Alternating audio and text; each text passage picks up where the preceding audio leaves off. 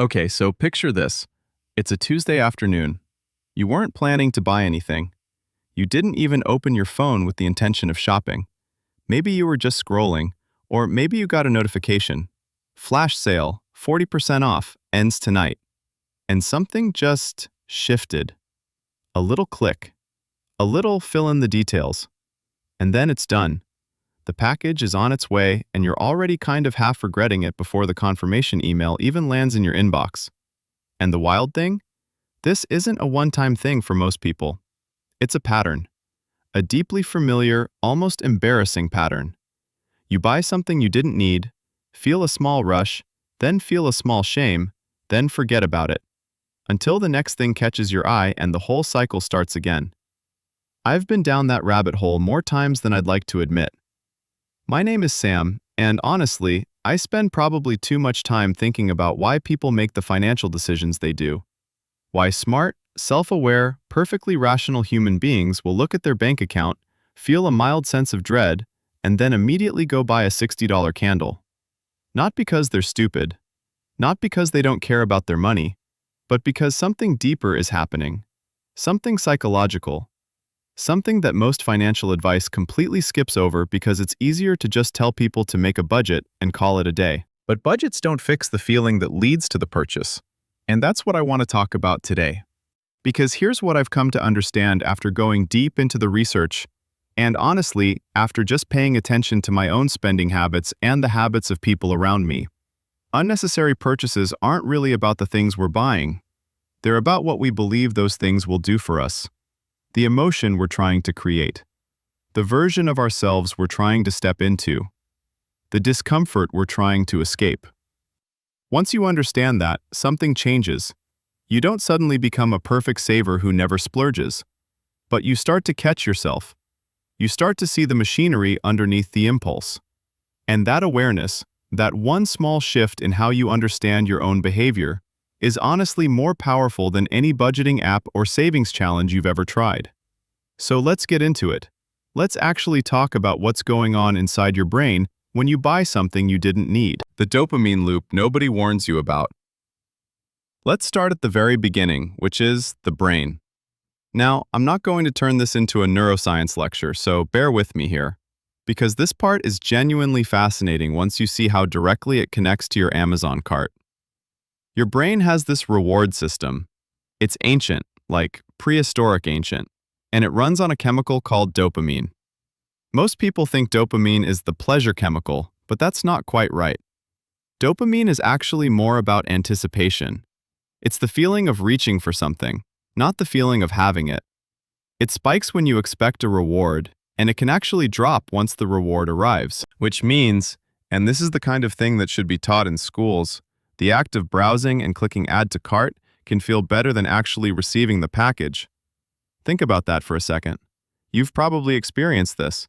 You order something, you're excited for like a day and a half, the package shows up, you open it, and then it's fine.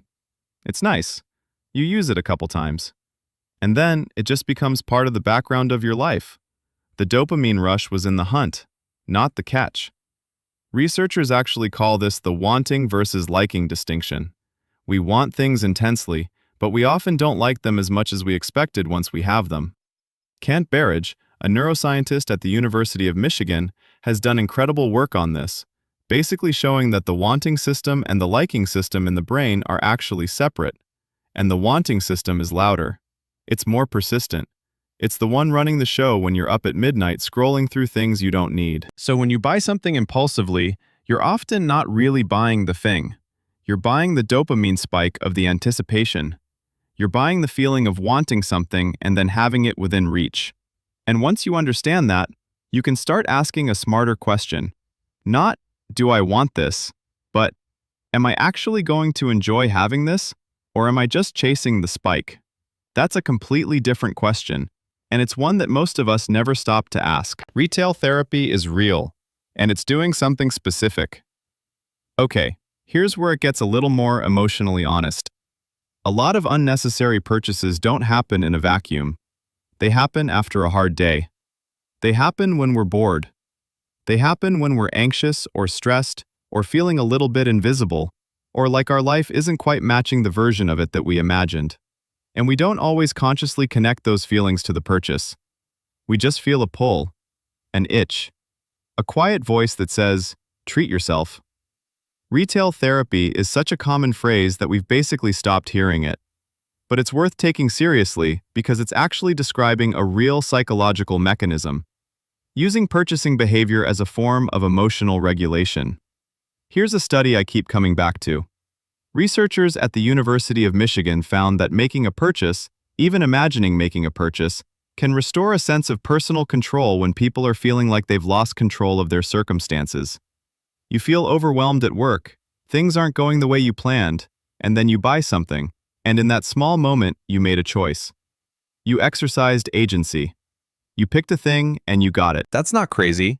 That's actually a completely human response to feeling powerless. The problem is that it's temporary. The circumstances haven't changed, the stressor hasn't gone anywhere, and so the relief wears off and the cycle restarts. It's kind of like emotional eating, honestly. You're not hungry for food, you're hungry for comfort. And the food works, briefly, but it doesn't address the actual hunger. Shopping works the same way. You're not hungry for the item. You're hungry for control, or validation, or relief, or stimulation. And the item delivers a little hit of that, but only a little, and only for a while. The deeper takeaway here isn't, stop feeling bad so you stop buying things. That's not how feelings work. It's more like, start getting curious about what you're actually feeling before you reach for your wallet. Because if you can name the emotion, I'm stressed, I feel out of control, I'm bored and understimulated, then you at least have a fighting chance to address it directly, rather than just papering over it with a package delivery. Identity purchases. Buying the person you want to be. This one is my favorite, and also maybe the most uncomfortable, so fair warning. A huge percentage of unnecessary purchases aren't about solving a problem you have. They're about becoming a version of yourself that you don't have yet. You buy the yoga mat because you want to be someone who does yoga. You buy the bookshelf and load it with classics because you want to be someone who reads deeply. You buy the expensive camera because you want to be someone who makes beautiful things. And here's the thing, that impulse isn't shallow. It's actually coming from a real, genuine desire for growth and self-improvement. The wanting is real. But there's a psychological shortcut happening here. Owning the object feels like becoming the person. And in the short term, it kind of does. The day you buy the yoga mat, you feel like someone who does yoga. The identity feels accessible. It feels claimed. But then, 3 weeks later, the mat is in the corner and you haven't touched it. And now you just feel like someone who owns a yoga mat. Which is different. Which is a little bit worse, actually, because now there's a physical reminder of the gap between who you are and who you meant to become. Consumer psychologists call this aspirational purchasing. We buy things that represent future identities rather than current realities. And companies know this intimately. Marketing isn't selling you a product, it's selling you a vision of who you'll be with the product. The car ad isn't about horsepower, it's about freedom, status, adventure. The skincare ad isn't about the moisturizer, it's about confidence, youth, being the kind of person who takes care of herself. The purchase becomes a vote for the person you're trying to become. And that's not always bad. Sometimes buying the gear is part of genuinely committing to something. But when the purchase is a substitute for the actual behavior rather than a support for it, you end up with a closet full of aspirations and a bank account full of regret. The question to ask isn't, do I want to be this kind of person? It's, have I already shown up as this kind of person without the stuff? Because if you've been going for walks every morning for a month, buying the nicer walking shoes is supporting a real habit. But if you've never walked consistently in your life, buying $200 shoes is just shopping. The scarcity trap, and why limited time destroys your judgment. I want to talk about something that the entire e-commerce industry has basically built its entire architecture around, and that's artificial scarcity. Only 3 left in stock. This deal expires in 2 hours, 47 minutes, and 13 seconds. 73 people are looking at this right now. These are not coincidences. They are engineered psychological triggers, and they work on virtually everyone, including people who know they work. Here's why. Human beings have what's called loss aversion, a concept made famous by Daniel Kahneman and Amos Tversky in their groundbreaking work on behavioral economics. The basic finding is this: losing something hurts roughly twice as much as gaining something equivalent feels good. So missing out on a deal doesn't just feel neutral, it feels like a loss. And the brain really doesn't like loss. When a website tells you there are only 3 items left, it activates that loss aversion circuit. Suddenly, not buying becomes the risky option. Suddenly, inaction feels dangerous. And your prefrontal cortex, the rational planning part of your brain, gets temporarily hijacked by the more emotional, reactive part that just does not want to miss out. Add social proof to the mix, 73 other people are looking at this, and now there's a tribal pressure layered on top. Not buying means falling behind, missing what everyone else is getting, being left out, and that too is ancient wiring. The fear of being excluded from the group has deep evolutionary roots. The best defense against this, honestly, is just time. A rule I've heard recommended a lot, and that I've personally found useful, is the 48-hour rule. Anything you want to buy that's non-essential, add it to a list or a cart and then walk away for 48 hours. If the sale ends, let it end. Most sales come back, and if the item is genuinely gone, you can ask yourself honestly whether you've been thinking about it for 48 hours with genuine excitement, or whether you completely forgot about it once the urgency was removed. 9 times out of 10, once the timer disappears, so does the desire. Social comparison, the hidden engine of overspending. Can we just be honest about social media for a second? Because I think we all sort of know, on some level, that what we see online affects how we feel about our own lives. But I don't think we fully appreciate how directly it affects our spending behavior. And this is one of those things that doesn't feel like psychology in the moment. It just feels like wanting things. Social comparison theory, first proposed by Leon Festinger back in 1954, basically says that humans have a fundamental drive to evaluate themselves by comparing to others. This isn't vanity or weakness. It's deeply baked into how we orient ourselves in the social world. We figure out where we stand by looking at where other people stand.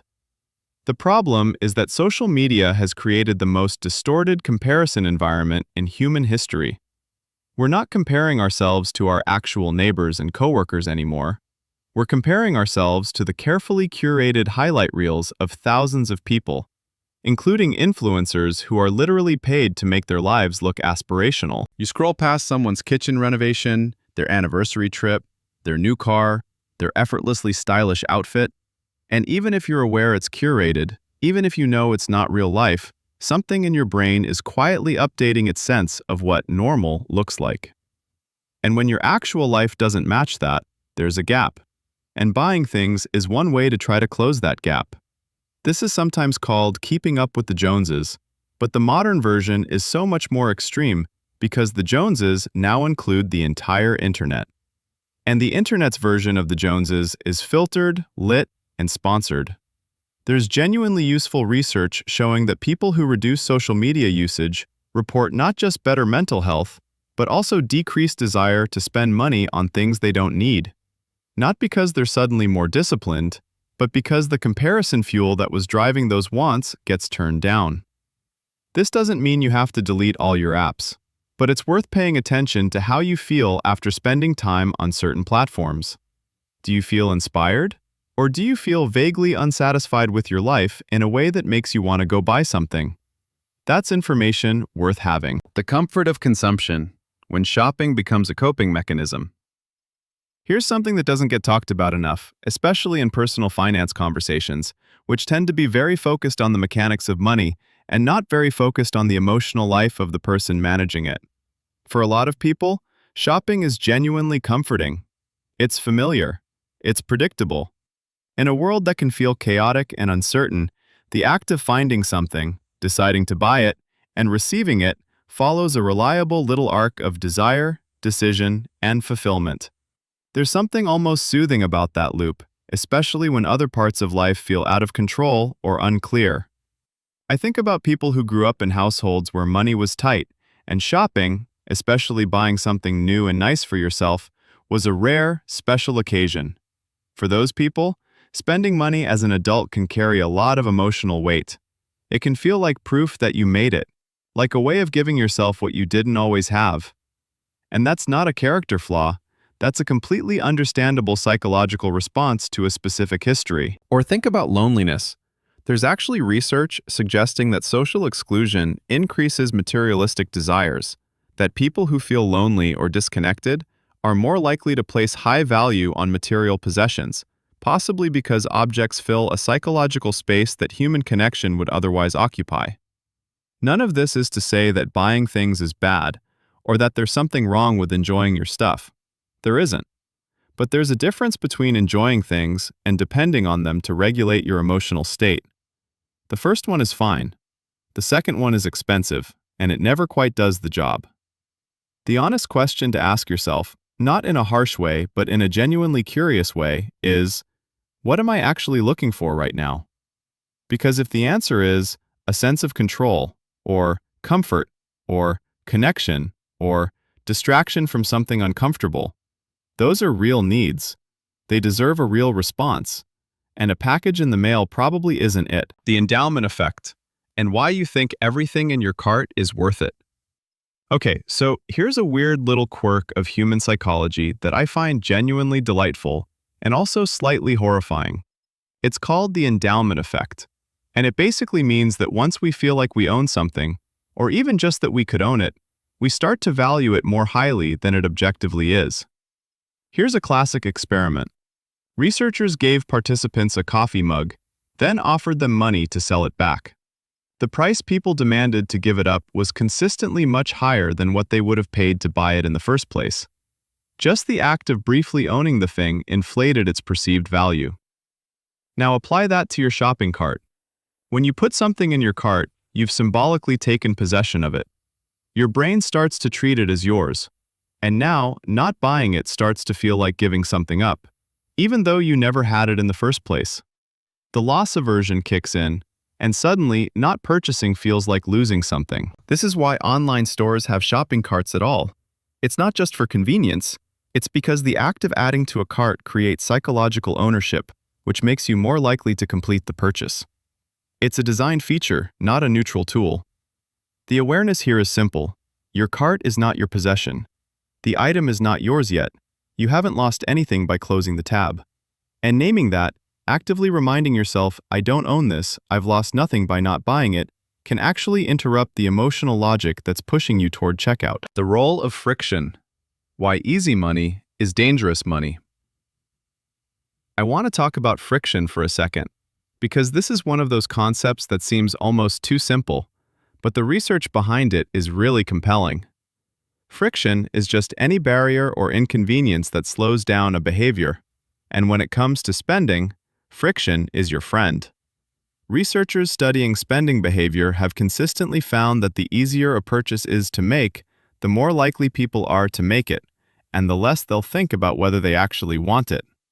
This is why the one-click purchase was such a massive innovation for Amazon, not because it saved that much time, but because every additional step in a checkout process gives your rational brain a moment to intervene. Remove those steps, and the impulse buys more. Contactless payments, stored card numbers, Apple Pay, auto refill subscriptions. Every one of these technologies is a friction reduction device. And in terms of convenience, they're great. But they also make it dramatically easier to spend money without really feeling like you're spending money.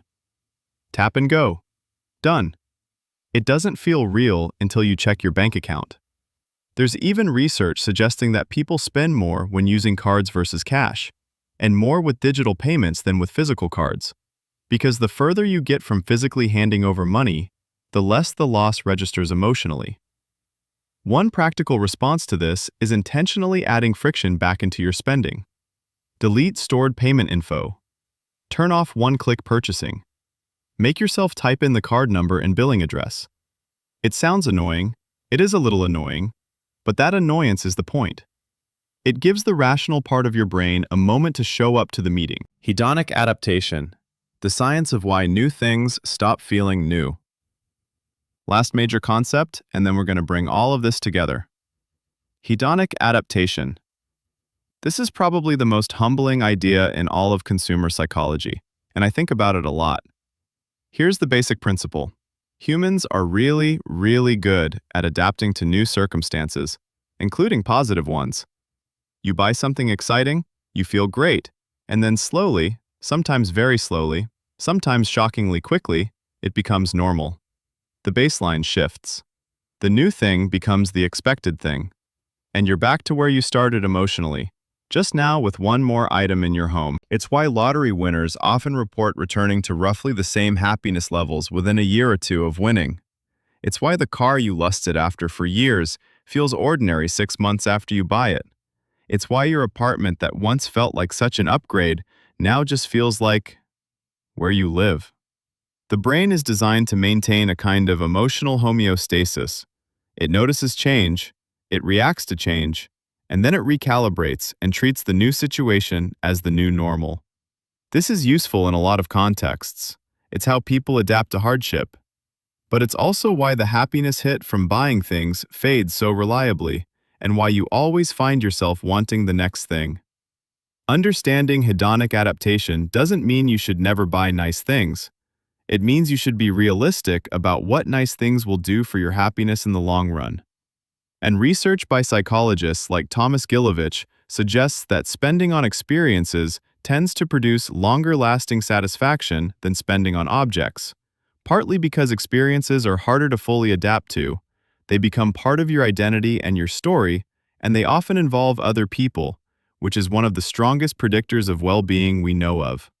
Which means, ironically, if you're going to spend money on something for the joy of it, the thing that's most likely to actually bring you lasting joy probably isn't a thing at all. So here's what I want to leave you with. We've covered a lot of ground today. Dopamine loops, emotional regulation, identity purchases, artificial scarcity, social comparison, the comfort of consumption, the endowment effect, friction, hedonic adaptation. And I know that's a lot to hold on to, but if there's one thread running through all of it, it's this. Unnecessary purchases are not random. They're not weakness. They're not stupidity. They are incredibly human responses to very real psychological needs and very sophisticated environmental pressures. You're not fighting some character defect when you struggle to stop buying things you don't need. You're navigating systems, both internal and external, that are genuinely working against you. Your own brain's ancient reward circuitry, the trillion-dollar industry specifically engineered to exploit that circuitry. A social environment designed to make you feel perpetually behind. That's a lot of forces in one direction. But here's the thing about awareness. It's not nothing. It's actually a lot. The moment you catch yourself hovering over the Buy Now button and you're able to ask, wait, what am I actually feeling right now? That pause is powerful. Not because it will always stop you, it won't, but because it breaks the automatic nature of the behavior. It inserts a moment of consciousness into a process that usually operates on autopilot. And over time, those pauses add up. They change the pattern. They change the relationship. Not into some ascetic, joyless relationship with money where you never treat yourself, but into a more intentional one, where you buy things because you genuinely want them and they genuinely serve your life, not because a countdown timer made you panic or because a Tuesday felt heavy and you needed something to look forward to. You deserve more than that. Your financial life deserves more than that. This stuff isn't talked about enough in personal finance conversations, and honestly, I think that's part of why so many people feel like they understand money intellectually, but still can't seem to change their behavior. The behavior isn't driven by knowledge. It's driven by feeling. And feeling requires a different kind of attention. So that's what I hope you take from this. Not a list of rules, not another budget template, but just a little more curiosity about the you that shows up right before you spend money. Get to know that person a little better. Ask them what they're really looking for. You might be surprised what they say. Thanks for watching. I'll see you in the next one.